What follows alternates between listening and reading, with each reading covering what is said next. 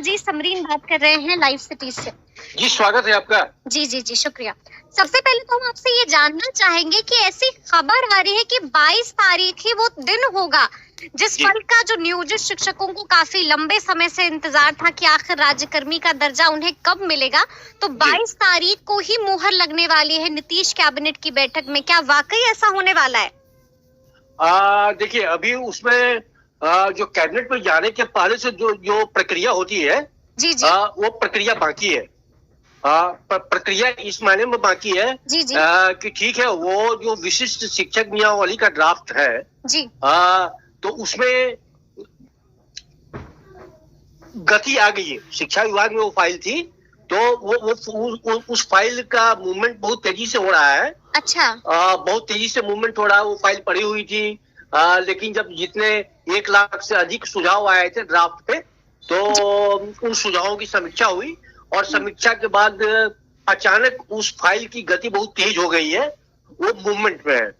वो मूवमेंट में है तो सबसे पहले प्रक्रिया है कि उस पर शिक्षा विभाग की मुहर लग जाएगी और शिक्षा विभाग की मुहर लगने के बाद तब उस पर विधि विभाग और वित्त विभाग की सहमति होगी। तो ये तो कैबिनेट में जाना है तो हाथों हाथ भी हो जाता है। ये एक दिन का काम है। ये कोई बड़ा काम नहीं है। तो वो समीक्षा हो गई है सभी 1 लाख से अधिक सुझावों की। और जहां तक मेरी खबर है कि समीक्षा में ये हो सकता है कि जो विशिष्ट शब्द है, विशिष्ट शिक्षक नियमावली है, तो जब 1 लाख से जो अधिक सुझाव आए हैं प्राय उन सभी सुझावों में एक सुझाव कॉमन है कि विशिष्ट शब्द हटा दिया जाए। अच्छा, विशिष्ट शब्द हटा दिया जाए। ये कॉमन सुझाव है जी। तो लगभग इस बात की सहमति बनी हुई है शिक्षा विभाग में कि विशिष्ट शब्द हटा दिए जाए। लेकिन जब ये ड्राफ्ट अंतिम ड्राफ्ट पर मुहर लग जाएगी ये सभी कंसर्न डिपार्टमेंट्स की तब ये कैबिनेट में जाएगा और कैबिनेट में तो जाना ही है, बहुत जल्दी जाना है। तो इट में भी ऐसा संभव है कि कमिंग कैबिनेट में ये प्रस्तावित नियमावली आ सकती है और कमिट कैबिनेट में नहीं आएगी ना तो अगली कैबिनेट में तो आना ही आना है। बिल्कुल। ये इसलिए हम लोग मान रहे हैं कि बीपीएस बिहार लोक सेवा आयोग से जो दूसरे चरण की शिक्षक अध्यापक नियुक्ति परीक्षा होनी है उसके पहले ये नोटिफाई हो जाएगा। ये तय है। ठीक है। तो देखिए जैसा कि अभी आपने भी कहा कि जो है प्रस्तावित नियमावली जो है वो शिक्षा विभाग ने तैयार कर ली है। बिल्कुल बिल्कुल। सबसे पहले तो ये भी जानना चाहेंगे सज्जल जी आपसे, क्योंकि जाहिर सी बात है कि आपके पास भी तजुर्बा है और आपके पास भी खबरें आती रहती हैं सूत्रों के हवाले से भी। तो लगातार जो है ऐसी बातें हो रही हैं कि बहुत कुछ बदलने वाला है इस नियमावली में। नहीं, बहुत ज्यादा बदलाव। ड्राफ्ट जो है ना वो ड्राफ्ट में बहुत ज्यादा बदलाव नहीं होने वाला है। ठीक है ना। हाँ, सबसे बड़ा जो बदलाव को लेके सबसे ज्यादा जो सुझाव पड़े थे वो सुझाव ये था कि नियोजित शिक्षकों की लिखित परीक्षा नहीं ली जाए राज्यकर्मी बनाने के लिए। बिल्कुल। हाँ, लेकिन ये तय है कि उनकी परीक्षा होगी। अच्छा, ये तय है कि परीक्षा होगी। इसमें कोई बदलाव नहीं हुआ इसमें जो सुझाव आए हैं तो परीक्षा वाले सुझाव में जो परीक्षा नहीं लिए जाने के सुझाव है तो उसको शिक्षा विभाग ने नहीं माना है, कहीं की सरकार ने नहीं माना है। ठीक है। और परीक्षा होगी और परीक्षा के बाद ही उन्हें राज्यकर्मी का दर्जा मिलेगा। और मुझे लगता है कि नियमावली जैसे ही वो अधिसूचित हो जाएगी, नोटिफाई हो जाएगी तो उसके नोटिफाई पहले कैबिनेट की मुहर लगेगी। कैबिनेट की मुहर के बाद शिक्षा विभाग उसको नोटिफाई करेगा और जैसे ही वो नोटिफाई करेगा तो उस प्रस्तावित नियमावली के प्रावधान के आलोक में शिक्षा विभाग बिहार विद्यालय परीक्षा समिति को प्रस्ताव देगा कि अब आप इनकी परीक्षा लीजिए।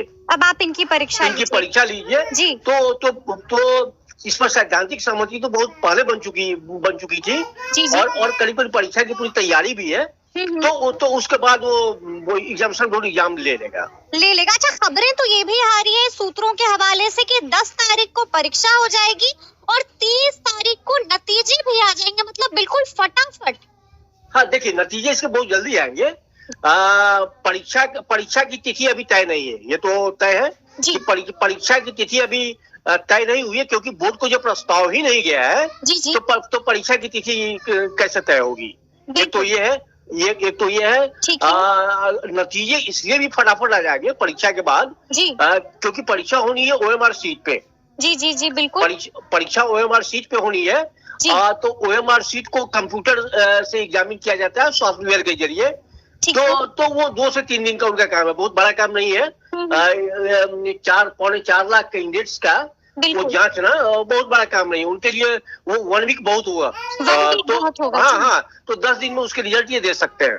अच्छा 10 दिन में भी रिजल्ट आ सकते हैं हाँ हाँ, ये दे सकते हैं। एग्जामिनेशन बोर्ड के बाद एग्जामिनेशन बोर्ड अपना इतना सक्षम है जी कि वो इसका रिजल्ट 10 दिन में दे देगा। फटाफट दे सकते हैं। हाँ, अच्छा, बिल्कुल। ये भी एक बात उठ के आ रही है, जैसे कि आपने सुझाव की भी बात की, हम सुझाव जी। पर भी जाना चाहेंगे कि जी। लगातार सबने, नियोजित शिक्षकों ने सबसे ज्यादा तादाद में यही सुझाव दिया था कि हमें बिना शर्त राज्यकर्मी का दर्जा दिया जाए, लेकिन अब हमने भी जैसे कि बात की, सूत्रों के हवाले से भी जानकारी आ रही है जी, कि जी। परीक्षा तो देनी होगी, इसमें कोई जी। बदलाव नहीं होगा। जी तो आपको लगता है कि राजी हो जाएंगे नियोजित शिक्षक? देखिए, 2 ही सुझाव जैसा कि आपने बताया जी कि 1 लाख से अधिक जो सुझाव आए जी उसमें 2 सुझाव कॉमन थे। पहला सुझाव ये था कि बिना परीक्षा राज्यकर्मी का दर्जा मिले, बिल्कुल बिल्कुल और दूसरा सुझाव ये था हम्म कि इस नियमावली में से जी विशिष्ट शब्द हट जाए, विशिष्ट, यानी बिल्कुल। हम विशिष्ट शिक्षक नहीं कर रहे हैं। नहीं कहना है जी हाँ, तो 2 सुझावों में हो सकता है कि जो सेकंड वाला विशिष्ट वाला सुझाव है वो ये मान लिया जाए। ये हो सकता है कि मान लिया जाए। जी लेकिन जो परीक्षा वाली सुझाव है, जी ये परीक्षा वाली सुझाव इसलिए मान्य होती नजर नहीं आ रही है जी जी क्योंकि गांधी मैदान में 2 नवंबर को मुख्यमंत्री नीतीश कुमार कह चुके हैं जी कि हम हल्की परीक्षा लेके जी, जी, इन्हें राज्यकर्मी का दर्जा देंगे। बिल्कुल तो- मामूली तो- परीक्षा